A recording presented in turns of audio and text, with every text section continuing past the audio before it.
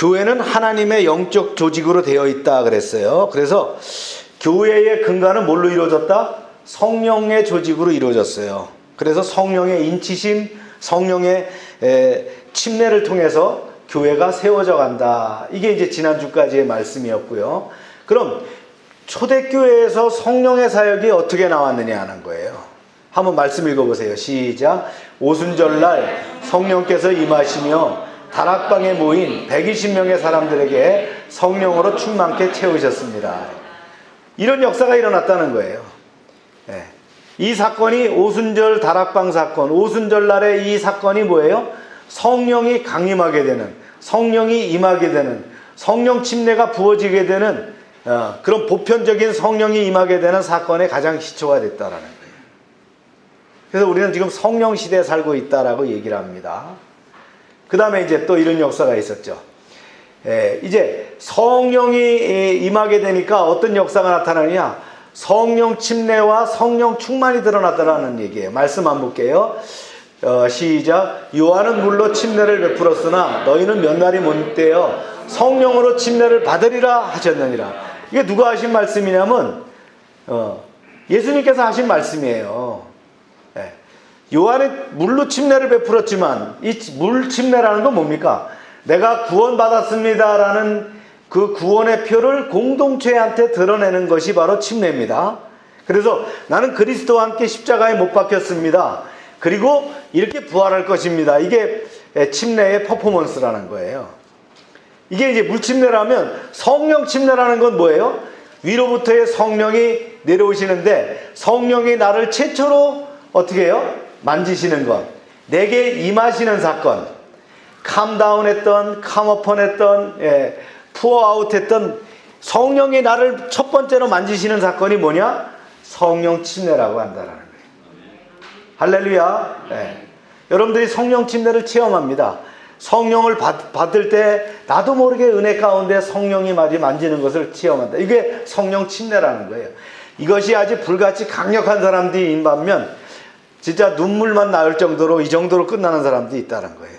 여러분 그래서 너무 대단한 거 막 이렇게 기대는 하지 마세요. 그게 이제 성령 받은 사람은 어떤 상황이 오느냐? 성령 충만이 지속적으로 나타난다는 거예요. 예배를 드릴 때, 말씀을 읽을 때, 기도할 때에 어떤 상황 가운데 심지어는 어때요? 내가 장엄한 그런 광경을 말이죠. 자연 가운데서도 보는데도 뭐예요? 오 마이 갓. 그죠? 하나님 찬양합니다. 하나님이 만드셨습니다.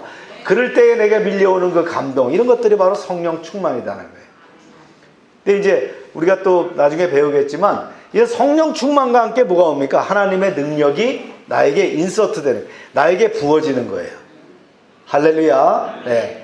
그래서 성령을 내가 얼마나 강력하게 받느냐에 따라서 내 능력이 증폭되는 역사가 나타난다는 거예요. 그래서 공부하는 사람은 공부에 성령의 능력이 가해지는 거예요. 예술하는 사람은 예술의 그 성령이 가해지는 거예요. 그래서 성령의 능력을 받고 미켈란젤로가 말이죠.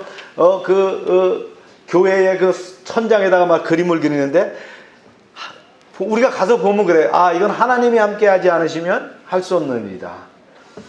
사업하는 사람도 마찬가지예요. 내가 예수 믿고 구원받은 자로 성령의 충만함을 받고 어떤 사업을 결정할 때 성령께서 나에게 뭘 줘요? 지혜를 주시고 방향을 주시고 위험을 막아주시고 이런 은혜의 역사가 계속되는데 이것이 원타임으로 끝나는 것이 아니라 계속적으로 이루어지고 있다는 거예요. 할렐루야.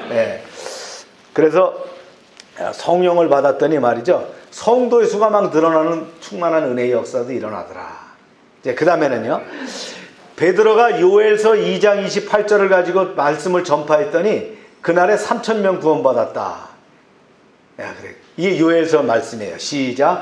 그 후에 내가 내 영을 만민에게 부어주리니 너희 자녀들에게 장래일을 말할 것이며 너희 늙은이는 꿈을 꾸며 너희 젊은이는 이상을 볼 것이며. 그러니까 성령에 대해서 모르면 이 말씀이 뭐지? 그런데 이 말씀이 뭡니까? 성령이 바로 강림하는 사건이란 말이에요. 성령이 임하는 사건을 이렇게 표현한 거예요. 요엘서에서.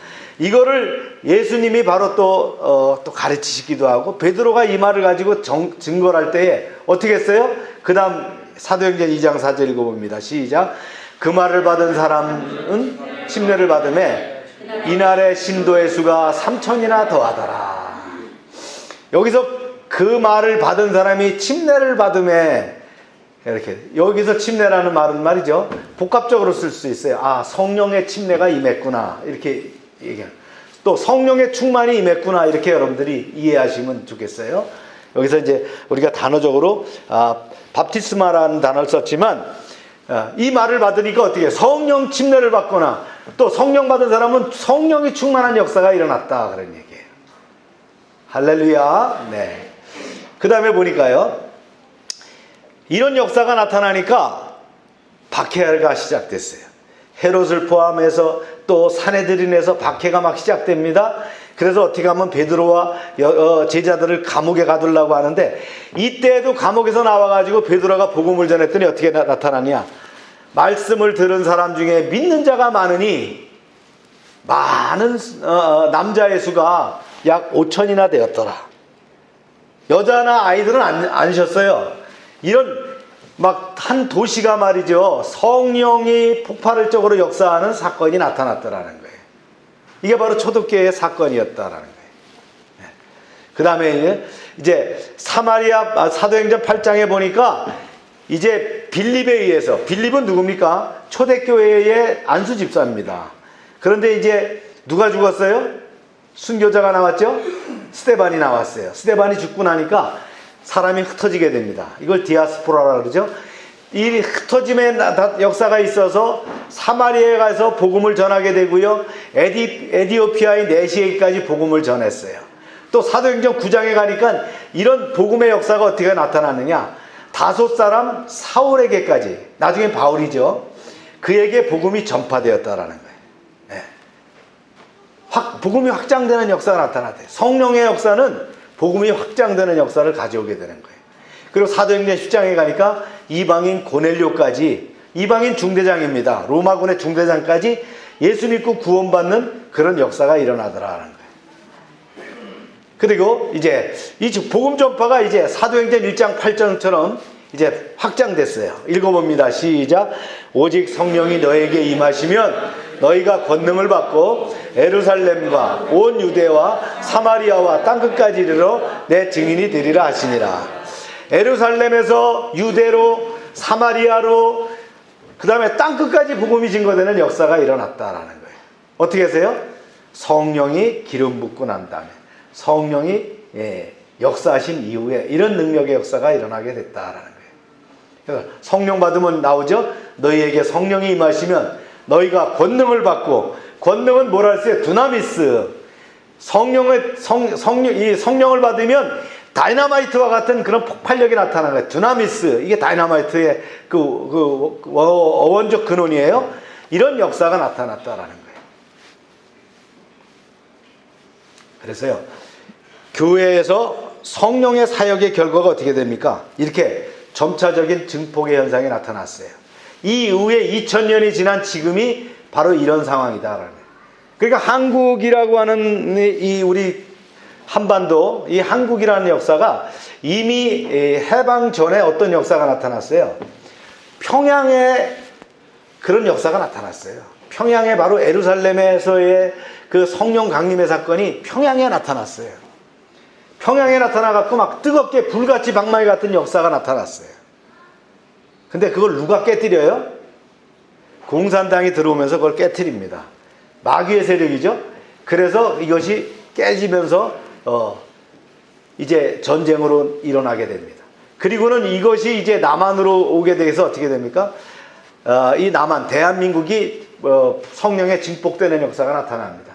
거기에 이제 대표적으로 세워진 하나님의 종이 누구예요? 조용기 같은 이런 분들이라는 거예요. 각 교단별로 물론 그런 분들이 있어요. 예. 그런 역사가 나타나면서 불같은 역사가 한국에 나타납니다. 그래서 세계에서 가장 뜨거운 교회가 한국 교회에 만들어지고, 그래서 우리가 지금은 너무 많다고 이렇게 좀 불평을 하지만 그런 역사 가운데 지금 2020년을 맞고 있는 거예요. 그 이후에는 왜 하나님이 한국에 이렇게 많은 교회를 세웠느냐? 그건 하나님이 하실 일이라는 거예요. 네. 하나님은 분명한 그런 뜻이 있으리라 믿습니다. 제가 많은 데는 여행을 안 해봤지만 외국에 나가보면 우리나라처럼 이렇게 교회 밀도가 많은 나라가 없어요. 딴 사람들이 와서 보면 놀랍니다. 밤에 보면 다 십자가 불이 빨가니까요. 하나님의 뜻이 있을 거라고 믿습니다. 이게 2000년이 지난 역사가 바로 여기까지 왔다는 거예요. 근데 2000년이 지난 역사가 지나고 보니까 어떻게 해요? 그렇게 예루살렘으로부터 로마로 증거돼서 뜨겁던 유럽이 어떻게 됐어요? 다 식어버렸어요. 유럽의 큰 교회들이 관광지로 전락하고 오히려 모스크로 팔려나가고 나이트클럽이 되고 그런 역사가 나타났어요. 그래서 신앙은 없어지고 뭐만 남았어요? 신앙만 남은 것이 유럽 교회예요. 그나마 이제 남아있는 것이 어디냐면 기독교 역사가 서구 역사 가운데 남아있는 것이 미국입니다. 근데 미국도 많이 쇠퇴해졌습니다. 이제 이것이 다시 동남아로 또 아시아로 이렇게 아프리카로 이제 퍼져나가고 있지 않습니까? 모릅니다. 하나님의 능력의 역사는 어떻게 될 것인가. 분명히 재림은 언제예요? 땅끝까지 복음이 증거될 때에 오신다고 했으니까요. 우리는 이 땅에 사는 동안에 이런 사도행전의 역사가 계속되는 사도행전 29장을 계속 써나가는 것이 우리의 할 일들이다라는 거예요. 어떻게 해요? 성령 받은 자로서 성령의 능력을 통해서 할렐루야. 네, 계속 진행합니다. 교회라는 몸 속에서 성령의 사역은 계속되고 있다라는 거예요. 네, 이게 이제 참 재밌고도 중요한 얘기인데요. 성령은 그 교회 속에 거하시면서 교회를 통치하시고요, 교회를 통해서 확장하신다는 거예요. 즉 성령님께서 이 시대에 사용하시는 기관이 있는데 그것이 어디라고요? 교회라는 거예요. 그래서 그는 성령님은 영원히 우리와 함께 거하실 것이며 결코 우리를 떠나지 아니하신다 그랬어요. 그리고요, 이제 예수님에 관한 것들을 우리에게 가르치시고 또 이제 믿는 자들 속에서 믿는 자들을 통해서 이 일을 계속해 나가실 것이다. 우리도 이제 구원받은 자로서 지역사회 일을 하죠. 공동체를 통해서 아동센터를 통해서 사역을 합니다. 또 선교 사역을 통해서 또 선교사를 파송하고 그런 일들을 계속하고 있는 거예요. 코로나가 막고 있지만 우리를 막을 수 없을 겁니다. 코로나는 분명히 믿음으로 우리가 이기고 또 더 확장된 역사가 나타날 거라고 믿습니다. 물론 코로나 이후에 경제적으로는 어려울지 몰라도 더 믿음은 강력하게 드러날 줄로 믿습니다. 오히려 이런 현상이 있을수록 알곡과 쭉정이를 거르는 역사가 나타난다는 거예요. 진짜와 가짜가 구별되는 역사가 나타날 것이다라는 거예요. 아멘입니까? 이럴 때일수록 역시 열심히 함으로 여러분들이 복을 받으시길 바랍니다. 네. 그래서요, 교회에서의 성령의 역사 앞에서 얘기가 이제 종합되는 거예요. 교회는 하나님의 영적인 조직이다라는 거예요. 어떤 영적인 조직이라 했어요? 우리가 성령을 받아서 성령의 인치심을 통해서 성령의 침례를 통해서 성령으로 조직화된 것이 교회라는 거예요. 그리고 교회는 어떻게 해요? 성령의 사역의 결과다. 그리고 교회는 성령의 사역이 계속되는 곳이다라는 거예요. 이 교회를 사랑하십니까? 성령님이 주인이신 것을 믿습니까? 여러분을 통해서 교회를 이뤄나가시는 주님을 찬양하시길 바랍니다. 이제 성령의 인격적인 특징을 좀 나누는데요. 우리 인격 속에서 우리 안에는 네 가지의 특징이 나타나는데요. 하나는 뭐냐? 지성이라는 거예요. 지성과 지각 이런 것들이 있다는 거예요. 그래서 인격체는 사고를 할 수 있어요. 그러니까 사람은 사고하는 동물이란 말이에요. 지성을 갖고 있고 지각이 있다는 거예요. 그리고 또 뭐가 있어요? 감정이 있습니다. 그 다음에 또 뭐가 있어요? 의지를 가지고 있어요. 선택할 수 있는 의지를 갖고. 이게 지정의에. 그 다음에 하나가 더 있다면 인격체는 뭡니까? 이 일을 하는 거예요. 행동을 하는 거예요. 지정의를 통해서 나타나는 워크, 미니스트리, 사역이 드러난다는 거예요. 이와 마찬가지로 성령도 마찬가지예요. 성령도 이런 특징을 갖고 있어요. 성령도 사고할 수 있다는 거예요. 지성과 지각이 있다는 거예요. 말씀을 한번 보면 이렇습니다. 성령과 우리는 이 욕이라는 것들 외에는 아무 짐도 너희에게 지우지 아니하는 것이 옳은 줄 알았노니 생각할 수 있다. 또 이제 여러분들 또 읽어보세요. 시작. 성령은 모든 것 곧 하나님의 깊은 것까지 통달하시느니라. 예, 깊은 것까지 통달하신다는 거예요. 또 그 다음에요. 시작. 우리 주 예수 그리스도의 하나님 영광의 아버지께서 지혜와 계시의 영을 너희에게 주사 하나님을 알게 하시고. 예. 성령님은 뭐예요? 지성과 지각을 가지고 있어요. 그러니까 예수 믿고 구원받게 되고 성령 받게 되면 그 성령님의 그 통달하심이 우리에게 넘치게 되는 거예요. 아멘입니까? 네. 그 다음에 이제 성령은 느낄 수 있다는 거예요. 이제 우리가 이제 오늘 이제 다룰 주제 중에서 중요한 주제가 뭐냐면 성령이라는 자체를 인격으로 생각하지 않는다는 거예요. 성령은 바로 우리와 같은 인격을 가지고 있다는 걸 지금 제가 말씀하는 거예요. 보세요. 읽어봅니다. 시작. 하나님의 성령을 근심하게 하지 말라. 그 안에서 너희가 구원의 날까지 인치심을 받았느니라. 하나님이 무슨 근심을 하냐 이게. 성령님은 근심하게 돼 있어요. 왜냐하면 지정의 감정을 갖고 계시기 때문이에요. 그런데 이제 뒤에서 얘기하겠지만 성령님이 어디에 계셔요? 성령님이 우리 안에 거하시는 거예요. 그럼 이거를 이제 뭐라고 됐냐? 유니온, 또 화합되었다, 연합되었다. 이런데 제가 좋은 말은 뭐냐면 우리와 하나 되었다라는 거예요. 부부는요 하나 된 것 같지만 분리되어 있어요. 그렇죠? 예. 예. 남편은 남의 편이라 그러더라고요. 예. 성령님은 하나예요. 우리와 안에 들어가 계신다는 거예요. 아멘입니까? 그래서 성령님이 근심하시는 거예요. 예. 성령님이 어떤 현상에 접하게 되면 내 안에서 근심하시는 것이 내 감정을 통해서 드러나게 되는 거예요. 그래서 내가 죄를 짓거나 잘못하면 성령님이 염려하시는 거예요. 그것이 내 마음속에서 저리게 나타나는 거예요. 그러니까 성령 받은 사람은 죄 질 수가 없어요. 그래서 예. 그리고 그걸 자꾸 깨닫게 하시는 거예요. 이게 성령의 역사가 나타나는 거예요. 그래서 이거 우리가 중요하다는 거예요. 그분이 인격체 같이, 예, 마치 무당이 굿하면 귀신 불러다 뭐 썰라 하면은 말이죠, 뭐 방울 흔들고 말이죠, 뭐 그런 귀신이 아니고 성령님은 내 안에 거하시는 분이라는 거예요. 아멘입니까? 그래서 그분의 지식과 그분의 감정이 나하고 함께 하실 뿐만 아니라 그분의 의지도 같이 느껴지는 거예요. 말씀 읽어봅니다. 시작.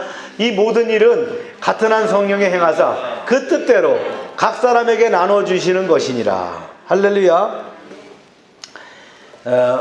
성령을 받게 되면 어떤 역사가 나타나게 돼요? 능력의 역사가 나타나는데 어떤 왕권이 나타난다.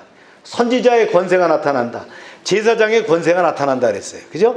그런 능력 역사가 나타나는데 이것을 행할 수 있는 그 결정과 이 실행에 대한 어떤 디시전, 결심 이런 것들이 뭘로 나타나요? 성령을 통해서 드러난다. 성령님이 때로는 직관으로 이렇게 말씀하실 때가 있어요. 근데 민감해야 되는 게 그런 겁니다. 예. 성령과 함께 기도하며 말씀 가운데 살다 보면 그런 직관이 말이죠. 정확하게 드러납니다.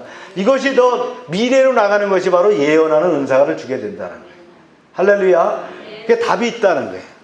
우리 그 이진호 목사님이 젊으셨을 때, 제가 이제 그분을 한 20년 전에 만났을 때 보면 얼마나 기도하시고 성령 충만한지 뭘 질문하면 즉답이 나와요. 목사님 교회에 이런 문제가 그거는 말이죠 이러면서 딱 나오는데 답이야. 그게 뭐예요? 지혜와 감정과 의지, 성령님의 그것이 그대로 외연하기 때문에 나타나더라는 거예요. 우리의 삶도 마찬가지입니다. 이제 또 뒤에 말씀드려요. 성령을 따라 산다, 성령의 인도함을 받는다. 이것을 정확한 원리를 아는 사람은 내 안에 거하시는 성령님과 동행하는 삶을 사는 거예요. 그래서 제가 반려라는 말을 뒤에 표현하는데 파트너십이란 말이에요. 그것이 나를 통해서 드러나는 것이 바로 신앙생활이에요. 네. 우리가 성령이라는 자체를 너무 인격적으로 생각하지 않고 다른 존재로 두는 거예요. 멀리 말이죠. 주여, 주님 어디 계십니까? 어디 계시긴 내 안에 거하시는데요. 네. 우리가 그것을 잊어버리면 안 된다. 내 인격과 결합되어 있는 거예요. 그래서 생각을 주시고 감정을 주시고 의지를 주시고 또한 어떻게 해요? 일하게 하시는 거예요. 예. 할렐루야. 그래서 성령은 성경의 저자이시고요. 성령은 죄를 깨닫게 해주시고요. 또한 우리의 구원을 우리 구원의 도구가 되시고요. 성령은 진리를 가르치는 교사입니다. 성령은 우리를 도우시고 또한 우리를 지탱하도록 도우신다는 거예요. 할렐루야. 그러니까 성령 빼고는 안고 없는 거예요. 찐빵에 안고가 없으면 어떻게 됐어요? 그래서 기독교의 비밀은 성령에 있다는 거예요. 이 시대가 성령 시대입니다. 네. 제가 늘 얘기하잖아. 제가 젊었을 때 이거 좀 알았으면 좋았는데, 이게 성령이란 존재를 내가 알았으면 더 하나님께서 쓰임받는 사람이 될 수 있었을 텐데 그거를 몰랐다는 거예요. 네. 우리 아이들이 성령 받아야 됩니다. 네. 성령과 교통해야 됩니다. 뒤에 또 나오는 얘기예요. 네. 그래서요, 성령의 인격적인 특징을 보니까 같아요. 즉 여기서 인격이라는 건 바로 우리 얘기하는 거예요. 사고할 수 있어요. 즉 지성과 지각이 있어요. 느낄 수 있어요. 감정이 있다는 거예요. 선택할 수 있어요. 의지가 있어요. 일을 합니다. 일하며 행동하게 한다는 거예요. 성령이 바로 그런 역사를 이루더라는 거예요. 아멘입니까? 네. 그 다음에 이제 성령을 받게 되면 성령의 열매를 우리가 알게 돼요. 네. 기독교인의 특징은 바로 성령의 열매입니다. 읽어봅시다. 시작.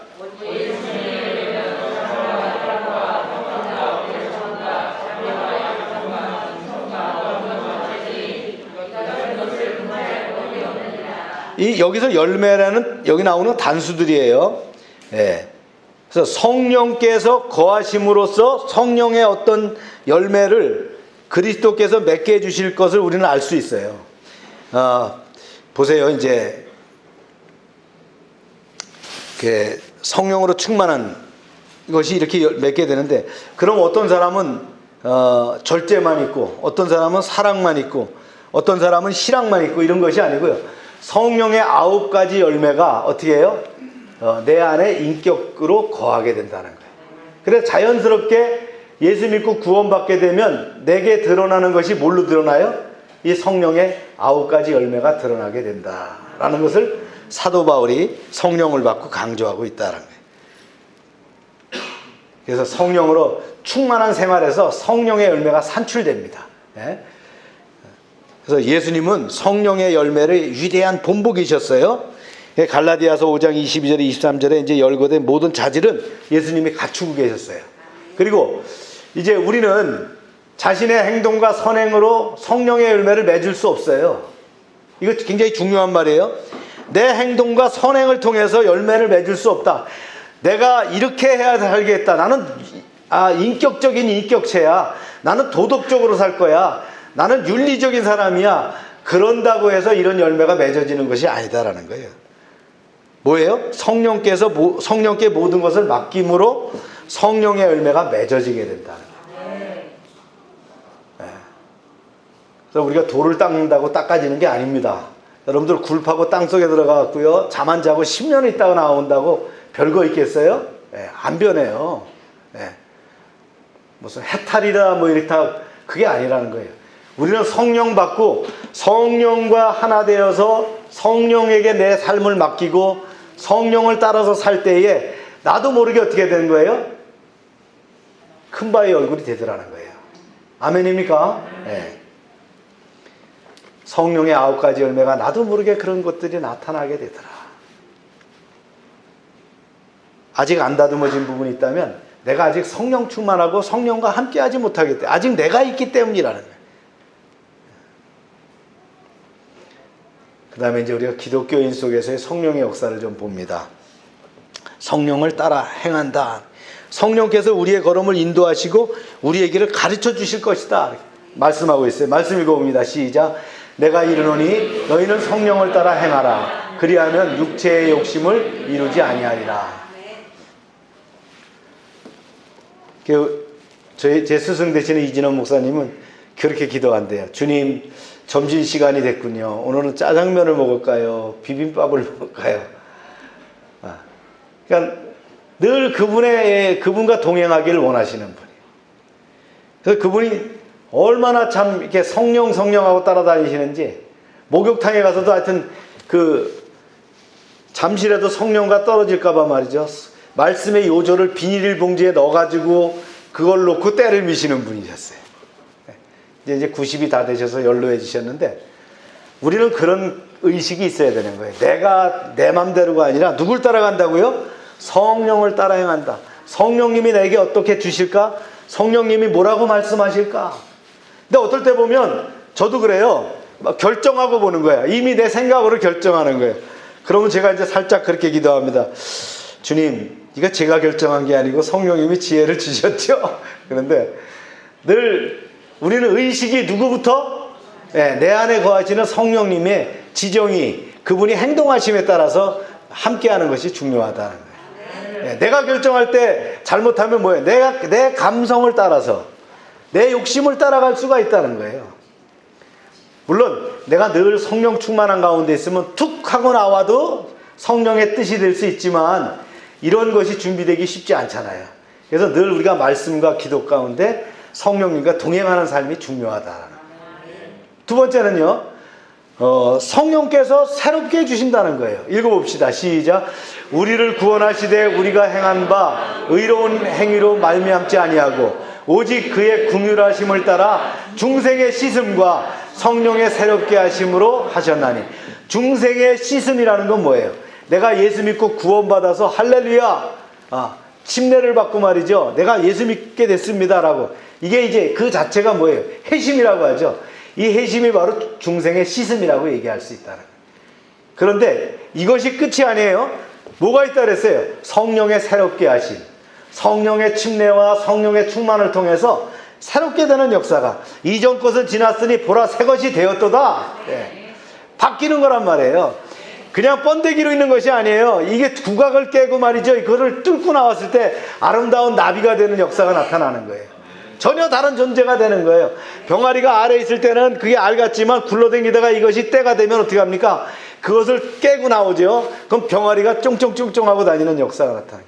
새롭게 되는 역사가 나타나는 거예요. 성령님은 이렇게 해주신다는 거예요. 우리를 프레시하게, 새롭게 하는 게 뉴 크리에이션, 새로운 피조물로서 역사하시게 한다는 거예요. 그래서 이전 것은 지났으니 보라 새 것이 되었도다, 이런 고백을 하게 한다는 거예요. 성령님 또 인도해 주십니다. 시작. 무릇 하나님의 영으로 인도함을 받는 사람은 곧 하나님의 아들이라. 우리가 하나님의 아들이기 때문에 어떻게 합니까? 성령의 인도하심을 받는 거예요.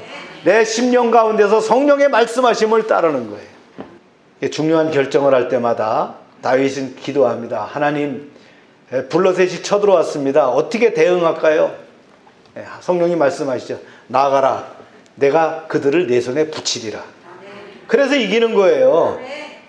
내게 군사가 많으니까, 우리 무기 체계가 좋으니까, 우리 용감한 병사들이 있으니까 내가 머리가 좋아서 기습과 전략을 통해서 저들을 무찌렀다가 아니고요.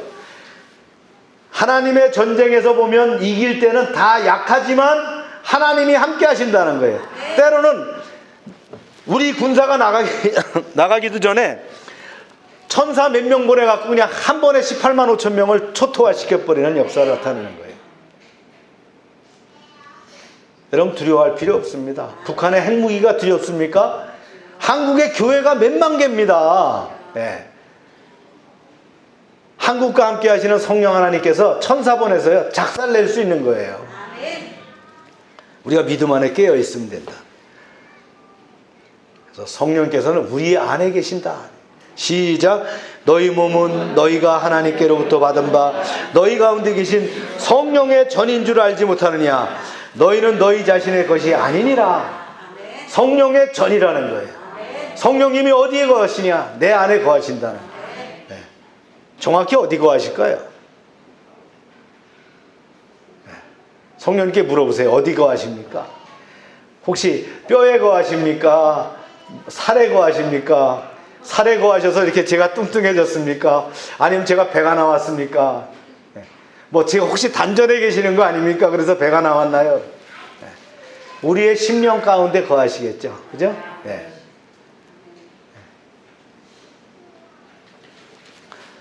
그 다음에 이제 또 하나가요. 듣고 믿고입니다.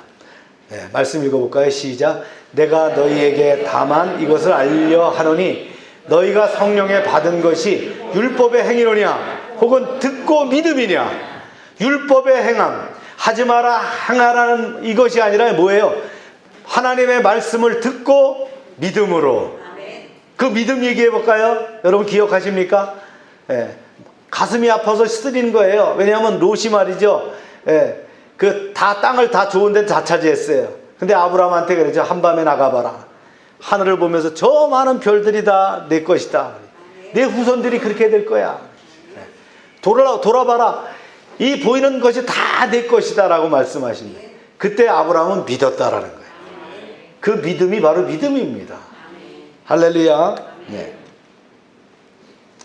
그리고 육으로 난 것은 육이요 영으로 난 것은 영이니 내가 네게 거듭나야 하겠다는 말을 놀랍게 여기지 말라. 네. 우리가 육으로 난 것은 육이다. 영으로 난 것은 영이다. 우리는 성령의 사람입니다. 우리가 이 땅에 사는 동안 먹고 마시고 사는 것, 이것이 전부 뭘로요? 육으로 육 따라가지 말고 뭐 따라가라고요? 영을 따라가라는 거예요. 할렐루야. 어제 제가 설교를 준비하다가 운동을 못 해갖고 밤 10시가 돼갖고 이제 설교를 이렇게 들으면서 이제 산책을 나가서 이 맑은 아침을 빠져나가갖고 레미안 아파트를 빠져나가서 저쪽에 그 곱창 골목 있는 데를 이렇게 올라가다 보니까 와, 거기 별루천지더라고요. 네. 그 곱창 골목 거기는 막 전부 다 바글바글한데 마스크는 반쯤 쓰고 있지만 하여튼 그 젊은이들이 그 포장마차 뭐 이런 데 막 가득가득 하더라고요. 네. 야, 별천지구나. 여러분, 그들이 거기 앉아서 얘기하는 게 뭐를 얘기했겠어요? 이거 얘기해, 육으로 난 것은 육이요, 영으로 난 것은 영이다. 그렇게 얘기하겠어요? 네. 그 소주병, 맥주병 놓고 막 이렇게. 네. 야, 오히려 가족들과 함께 있으면 좋은데. 그죠? 네. 그런 데 말고 더 좋은 데도 있을 텐데. 우리가 육적인 것에 너무 치중하지 마세요. 네. 육으로 난 것은 육이에요. 영으로 난 것이 영입니다. 할렐루야. 네, 우리가 하나님의 사람은 영으로 만들어서, 그래서 영과 함께하는 사람들이다라는 거예요.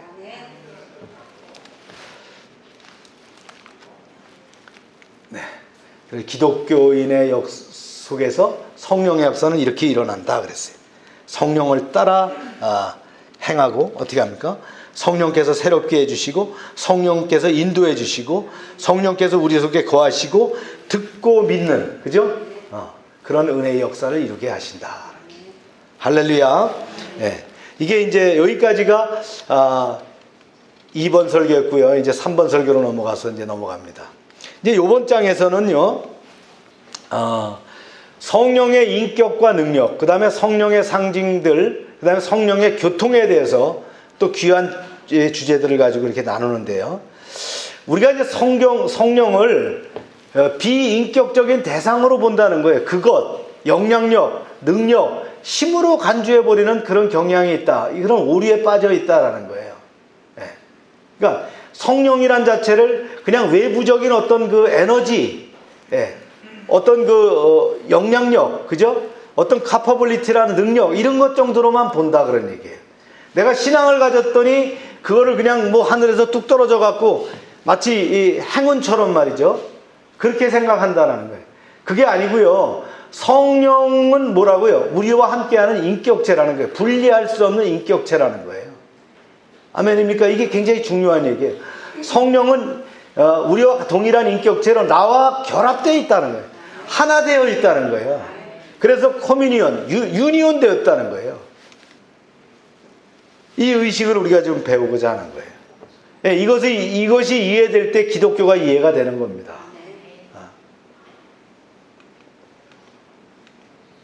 그래서 성령과 인격에서요, 성령의 능력이 언제 임해졌느냐, 역사적인 얘기를 하는 겁니다. 성령의 이것이 언제 임해졌느냐. 그러니까 그 성령의 오심과 능력을 분리해서 보는 학자들도 있다라는 거예요. 뭐 아도 핑크 같은 분들도 그랬어요. 오순절날에 일어난 일은 성령이 오심이 아니라 성령이 주시는 능력의 침례였다. 성령은 이미 예수님이 주셨다. 예수님이 오셔갖고 주셨다라는, 이렇게 얘기했다는 거예요. 그러나 우리가 성경의 말씀을 잘 보게 되면 그렇지 않다는 거예요. 성령을 약속하신 것을 언제 주셨냐면요, 그 마가의 다락방의 사건, 오순절이라고 하잖아요. 그때부터 각 사람들에게 임하게 됐다라는 거예요. 이걸 우리가 기억해야 되는 거예요. 한 말씀 보세요. 볼지어다 내가 내 아버지에게 약속하신 것을 너에게 보내리니 너희는 위로부터 능력으로 입혀질 때까지 이 성을 머물라 하셨단 말이에요. 예루살렘 떠나지 말아라. 내가 승천하고 난 다음에도 떠나지 말고 기다려라. 약속하신 것이 너에게 임할 거야. 이게 바로 오순절 다락방의 사건이었다는 거예요. 그러면서 예수님께서 그 전에 뭐라고 말씀하셨냐면 이렇게도 말씀하셨죠. 이 말씀을 하시고 그들을 향하여 숨을 내쉬며 그들에게 성령을 받으라. 그래서 이때 받으라고 했기 때문에 성령 받았다, 그게 아니라는 거예요. 이제 그거를 좀 얘기하고자 하는 거예요. 왜 이런 문제점이 생기느냐면요, 딱 하나 때문이에요. 받으라고 하는 이제 단어가 문제가 생겨요. 이게 받으라는 단어가 라베떼라고 하는 단어인데, 이게 받다라고 하는 받다, 받아들이다 하는 take, accept라고 받아들일 수도 있지만, 이걸 뭘로 해석했냐면 명령어로 받았어요. receive, 받아라고 받았대. 그러니까 성령을 받아라 하면서 숨을 후 내쉬셨으니까 그때 받았다는 거예요. 그게 아니고요, 그거는 성령의 오직 약속이었다. 성령이 온다라는 보증으로 말씀하신 거라는 걸 우리 기억해야 되는 거예요. 예. 그래서 성령의 임재는 언제 나타나냐? 네. 이것이 이제 언제냐면요, 오순절 다락방의 사건에서 이제 이 일이 나타난 거예요. 시작. 그러나 내가 너희에게 실상을 말하노니 내가 떠나기는 것이 너희에게 유익이라. 내가 떠나가지 아니하면 보라, 보혜사가 너희에게로 오시지 아니할 것이요 가면 내가 그를 너희에게로 보내리니. 이게 주님이 하신 말씀이잖아요. 그러니까 내가 하늘나라 간 다음에 성령이 온다, 그런 얘기예요. 자, 그 전에 우리 잊어버리지 말고 구약을 한번 봅시다. 구약에는 성령이 어떻게 임하셨다 그랬어요? 성령이 하나님과 함께 창조를 하셨어요. 그죠? 성령께서 역사하실 때 필요한 사람에게 하나님의 필요에 따라서 그 사람에게 역사하셔서 하나님의 일을 만드셨다는 거예요.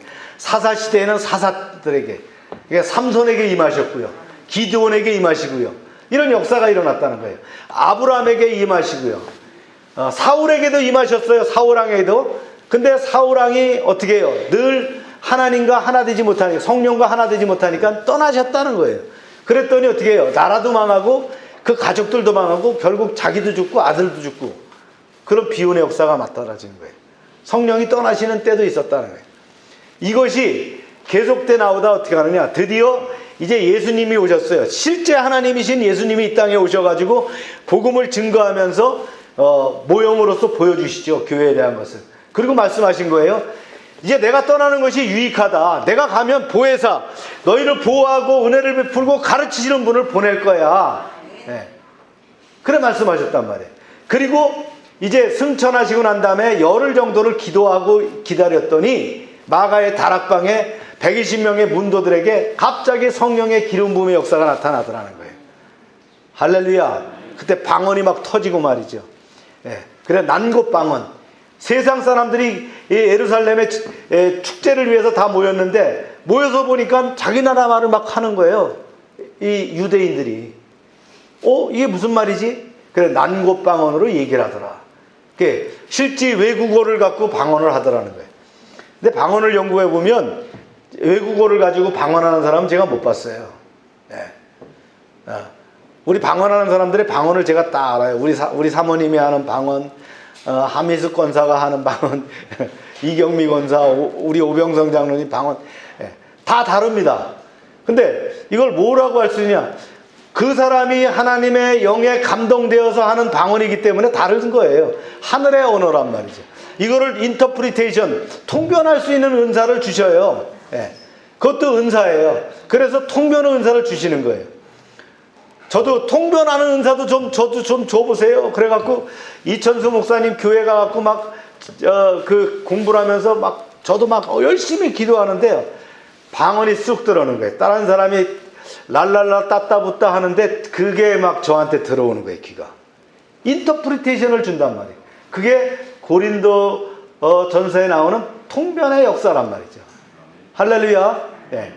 성령이 오시니까 그런 은혜의 역사가 나타나더라는 거예요. 예.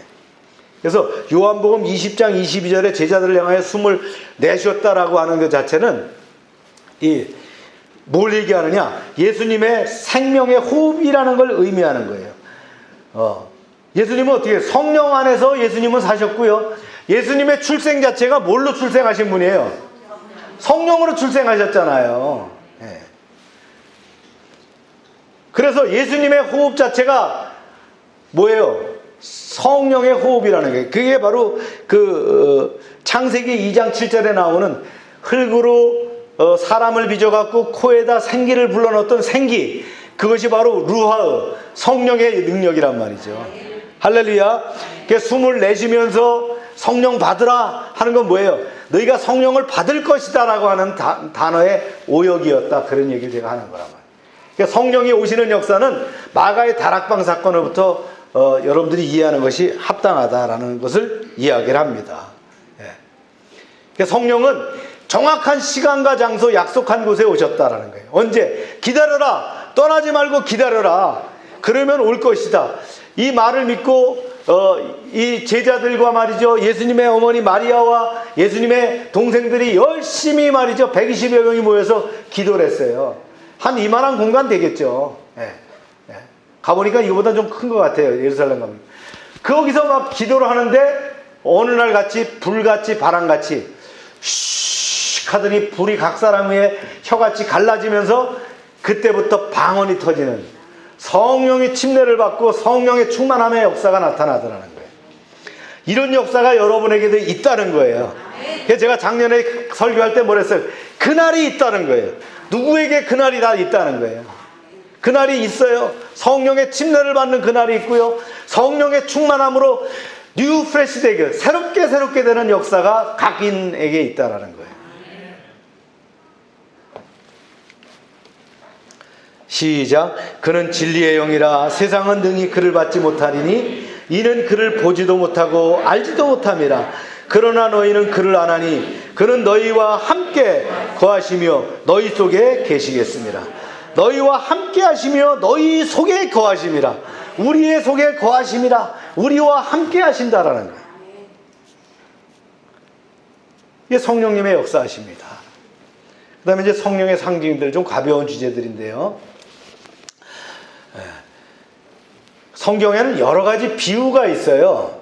그래서 이제 지규가 있는데요. 이 지규라는 건 뭐뭐 같은 뭐 이런 표현이 지규입니다. 우리 국어에서 배우죠. 나는 광야의 올빼미 같고 황폐한 곳에 부엉이 같이 되었사오니요. 이런 지규법 많이 나오죠, 성경에. 또 그 다음에 은유라는 메타포라는 게 있어요. 이거는 A는 B다 이런 얘기예요. 이튿날 요한이 예수께서 자기에게 나오심을 보고 이르시되, 이거 침례 요한이요. 보라, 세상의 죄를 지고 가는 하나님의 어린 양이로다. 예수님을 뭐라고 표현했어요? 어린 양이로다. 예수님은 양이다. 이게 바로 메타포입니다. 이런 표현들이 많죠. 특별히 이제 이만희 교주 같은 경우 이 지규, 이런 비유에 대한 풀이를 많이 하면서 자기식에 이렇게 얘기하는데, 성경은 비유를 이렇게 했어요. 그럼 예수님 말씀하시죠. 내가 이렇게 비유로 얘기하면 뭐예요? 성령 받지 못한 자는 잘 못 들을 것이고 성령을 이해하는 자들은 듣는 것이다. 그런 말씀도 하셨어요. 은유입니다. 또 이제 그 다음에 우위라는 거는 좀 확장된 은유를 얘기합니다. 확장된 은유, 좀 확장됐다. 프롤롱드 메타포라고 하는 건데, 이게 이제 보면 사사기 9장에 보면 그런 게 나와요. 감람나무를 뭐 얘기하고 누가 왕이 될 것이냐 하니까 결국은 가시나무가 왕이 되고 뭐 이런 얘기 나오죠. 이런 이야기들을 우위라고 한다라는 거예요. 그 다음에 이제 우화가 또 있어요. 네. 마태복음 13장에 보면 하나님 나라에 대한 것을 7가지 비유로 합니다. 씨 뿌리는 비유, 겨자씨 누룩의 비유, 가라지 비유, 숨겨놓은 그 보물의 비유, 진주의 비유, 바다 그물 던지는 비유, 이런 것들이 바로 우화라고 한다. 여러분들 우화는 여러분 많이 들어봤죠? 네, 이솝의 우화, 그런 얘기만. 성경에 바로 이런 식으로 많이 기록되어 있다는. 그리고 전형이란 게 있어요. 하나의 목적물과 사건을 예시하기 위해서 사용되는 목적물 내지는 사건인데요. 모세가 광야에서 뱀을 든 것 같이 인자도 들려야 하리라. 이게 전형이라는 거예요. 그냥 여러분 알아두시면 돼요. 상징. 이게 엠블렘이라는 거죠. 어떤 관념적인 것을 눈에 보이는 형태로 얘기한다. 그래서 한 대상 또는 다른 한 대상 내지는 이념을 상징하는데, 이것이 이제 보면 성령이 비둘기같이, 이것도 상징이라는 거예요. 그 다음 표상이 있어요. 어떤 물체나 행위로 영적인 것을 나타내는 거예요. 그래서 하나님이 이르시되 그랬죠. 내가 나와 너희와 및 너희와 함께하는 모든 생물 사이에 대대로 영원히 세우는 언약의 증거는 뭐라고요? 무지개다. 이렇게. 이게 표상이다라는. 그래서 우리가 이제 성령의 상징들을 논의할 때 이들 비유를 마음에 새긴다면 하나님의 말씀을 더 잘 이해할 수 있을 것이다. 성경은 이런 거로 써 있다는 걸 참고로 말씀드리면서 넘어갑니다. 성령을 상징하는 단어들이 있어요. 비둘기. 비둘기는 뭘 뜻합니까? 성령을 상징하는데, 침례를 받을 때, 예수님이 침례를 받을 때 비둘기가 내려앉았다 그랬잖아요. 근데 다른 사람한테 이런 건 안 쓰셨어요. 다른 사람에게 임하지 않았어요. 그 비둘기가 그 위에 머물렀다. 이거는 예수님에게 썼다는 거예요. 이와 같이 성령께서 그리스도를 통하여 믿는 우리에게도 이렇게 임재하시는 거예요. 그 성령님이 어떻게 임재하셔요? 비둘기같이 우리에게 임재하실 것이다 라는 거예요. 아멘입니까? 그 다음에 기름이란 걸 많이 얘기했어요. 구약 성경에서 제사장들에게 이제 기름을 뿌릴 때는 뭐예요? 제일 먼저 어디에 뿌렸냐면 오른쪽 깃벌에 뿌렸어요. 잘 들으라는 거예요. 하나님의 말씀을 똑바로 들어라. 그 다음에 오른손 엄지손가락, 거룩한 행동을 하라. 오른쪽 엄지발가락, 주님과 하나님과 동행하라. 이런 뜻에서 기름을 발랐어요. 그래서 기름은 성령을 의미한다 했잖아요. 기름 부음이라고 하는 건 뭐예요? 성령이 임재를 의미하는 거예요. 그래서 기름을 바르면서 기도할 때 질병이 떠나가는 역사가 나타나는 거예요. 아멘입니까? 여기에 대한 이제 말씀들이 나오셨죠. 하나님이 나사렛 예수에게 성령으로 능력을 기름 붓듯 하셨음에, 그래서 어떻게 합니까? 마귀에게 눌린 사람들을 고치셨으니 이는 하나님이 함께 하셨습니다. 성령의 기름 부음, 아노인팅이 있을 때 이런 힐링의 역사, 병을 고치는 디바인 힐링의 역사가 나타난다. 너희는 거룩한 자에게 기름 부음을 받고 모든 것을 아느니라. 기름 부음 중요하죠. 그 다음에 바람이라는 거 있어요. 히브리어와 헬라어의 숨이라고 하는 단어, 브레스라고 하는 단어는 바람과 같은 의미인데 이거는 성령을 의미한다는 거예요. 주님 말씀하신 거예요. 바람이 임의로 불매 내가 그 소리를 들어도 어디서 와서 어디로 가는지를 알지 못하나니 성령으로 난 사람은 다 그러하니라. 호련히, 이제 이게 사도행전에 나오는 말이에요. 호련히 하늘로부터 급하고 강한 바람 같은 소리가 있어 그들이 앉은 온 집에 가득하매. 할렐루야. 제가 성령을 받을 때를 보니까 그렇더라고요. 그냥 뭔가 이렇게 확 나를 포제스하는 느낌이 있어요. 나를 탁 붙잡는 느낌이 있단 말이에요. 그러면서 눈물이 나는 거예요. 저는 그랬어요. 이유 없이 눈물이 나는데 그냥 눈물이 쭉 쏟아지는 거예요. 주체할 수 없는, 이게 뭐지? 그러면서 전 뜨겁더라고요. 마치 사우나에 들어간 것처럼 막 뜨거움이 막 느껴지는 거예요. 이런 역사가 나타나는 거예요. 눈을 못 뜨겠어요. 심지어는 막 눈물이 막 쏟아지면서 말이죠. 그런 성령의 기름 부으심이 있다는 거예요. 여러분 체험하신 줄로 믿습니다. 체험하지 않으신 분들은 기도하세요. 저에도 성령의 기름 부음을 주세요.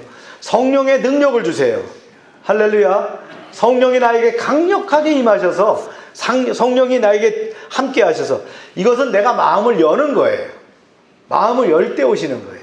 사랑하는 남녀가 어떻게 합니까? 만나자마자 넌 참 이쁘게 생겼네, 우리 뽀뽀 한번 할까, 이렇게 돼요?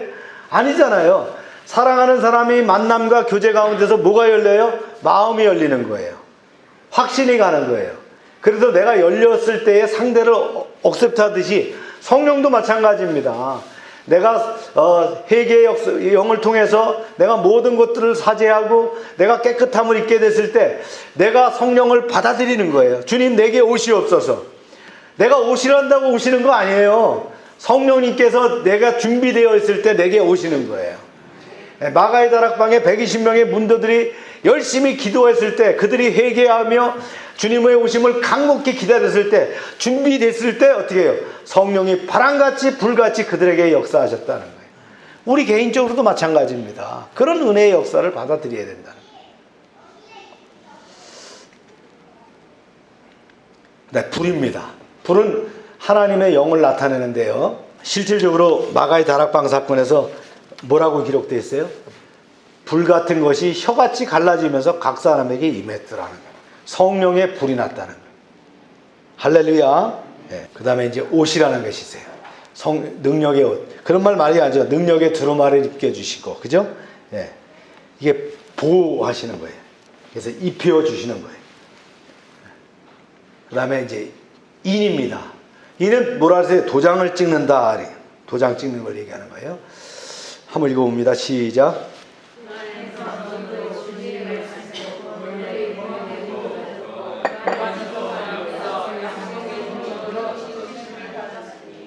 예.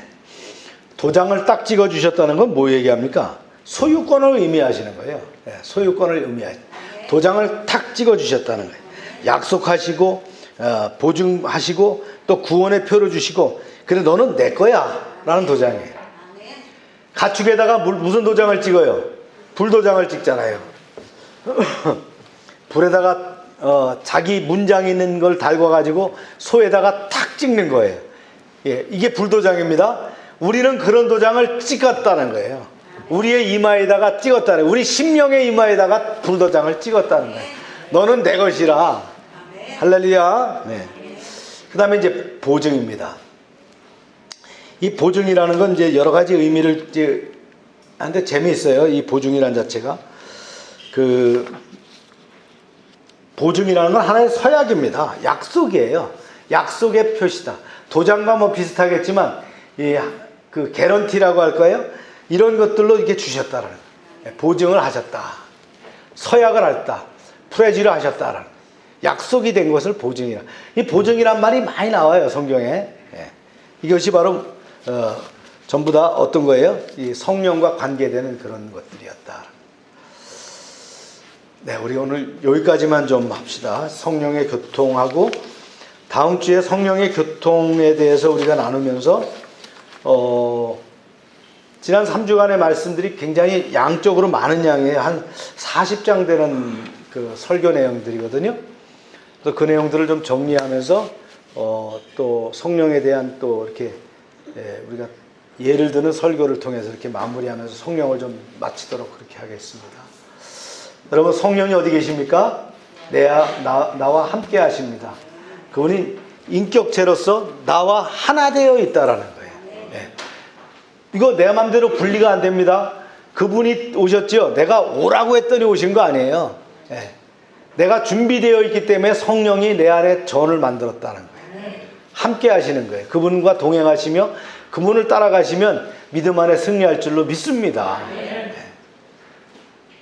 그래서 예수 믿고 구원받은 자는 뭐가 달라요? 성령을 모신 사람으로 다른 거예요. 이게 차이입니다. 내가 침례를 받았어, 내가 뭘 했어, 내가 교회에서 직분자야, 뭐 그게 의미가 아니고요. 성령을 받았느냐는 거예요. 내가 성령을 받았기 때문에 하나님 나라에 들어가는 거예요.